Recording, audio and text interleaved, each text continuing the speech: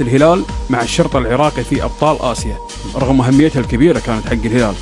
أبي تفاصيل طلبك الغياب وتفهم الأمير بندر عذرك وعطنا التفاصيل. هي طبعا كانت على خلفية إنه ما كان في علاقات، الكويت مقاطعة العراق بسبب الغزو على في جميع المجالات. صحيح. فعطني القصة التفاصيل. يوم أنا أجيبك محترف أنا مو شرط.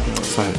فشون تساهلوا وتفهموا موقفك؟ شوف أنا كنت أساسا بالأزمة بالكويت قاعد 7 أشهر، شفت كل شيء بالكويت صار، فصار عندي داخلي كره كبير أمانة للعراق، وأنا أقولها على قولتهم من كم المليان يعني. حتى إن مدعوني حق كأس الخليج الأخيرة ما رحت لأن ما أحب العراق أنا شذي أشكالها يعني.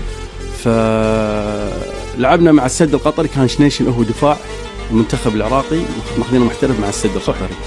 أنا كان همي الشاغل إن إحنا نفوز على السد، ولكن رحل عن خير شنيشن باللعب القوي كذي. فكنت ألعب وياه كل قوتي، أي اشتراك فوق اشتراك تحت، لدرجة شنيشن يقول يا شبيك صار علي، أقول لا تبطل حاجك راح أدوس على راسك كذي. خلاص أنا ما أشوف قدامي، أنا أشوف عراقي يعني قدامي كذي يعني. فانتهت فزنا على السد وتأهلنا. لما تأهلنا راحت المجموعات يا مع منه الشرطة العراقي، رحت حق الأمير بندر قلت له شوف طول العمر أنت تبيني أنا ألعب هالبطولة أكمل، لا تخليني ألعب مع العراق لأن راح أنطرد بأول حقيقة.